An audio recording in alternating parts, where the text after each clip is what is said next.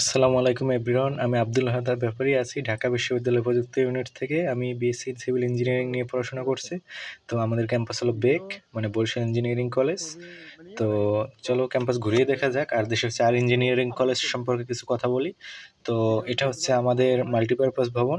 তো দেশের যে 4টা ইঞ্জিনিয়ারিং কলেজ আছে, তো Barishal engineering college, Mymensingh engineering college বা মেক, ফরিদপুর ইঞ্জিনিয়ারিং কলেজ বা ফেক, আর সিলেট ইঞ্জিনিয়ারিং কলেজ বা সেক।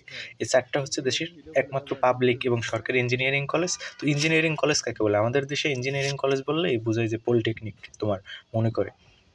তো ইঞ্জিনিয়ারিং কলেজ আসলে তোমার হলো যে এটাও একটা ভার্সিটি আর ইঞ্জিনিয়ারিং কলেজের মধ্যে মূল পার্থক্য তোমার সব দিক থেকেই সেম, শুধু ফ্যাকাল্টি কম থাকে। ইঞ্জিনিয়ারিং কলেজগুলো ফ্যাকাল্টি কম থাকে, যে কারণে বুয়েটও আগে ইঞ্জিনিয়ারিং কলেজ ছিল, আপনার চুয়েট, কুয়েট, রুয়েট বলেন সব ইঞ্জিনিয়ারিং কলেজ ছিল। তখন ফ্যাকাল্টি কম ছিল, ফ্যাকাল্টি যখন বেড়ে যায় তখন সেটা বিশ্ববিদ্যালয় হয়ে যায়। তো আমাদের এখন ফ্যাকাল্টি কম, এই কারণে বলা হয় ইঞ্জিনিয়ারিং কলেজ। এবং এটা পৃথিবীর সব দেশে, যত দেশে যাবেন তো সব দেশেই এটা আপনার কি ইঞ্জিনিয়ারিং কলেজ মানে কি আপনার একটা ভার্সিটি। ইঞ্জিনিয়ারিং কলেজ মানে ভার্সিটি, এখানে হল থাকবে, এখানে সব ভার্সিটি লেভেলের শিক্ষক, এখানে কোনো ডিপ্লোমা লেভেলের কোনো কিছুই থাকবে না।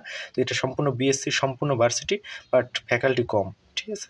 তো যখন এই ফ্যাকাল্টির সংখ্যা বেড়ে যাবে তো তখন এটা আবার ইনশাল্লাহ বিশ্ববিদ্যালয় হয়ে যাবে। তো এই আর কি। ধন্যবাদ সবাইকে, ভালো থাকবেন।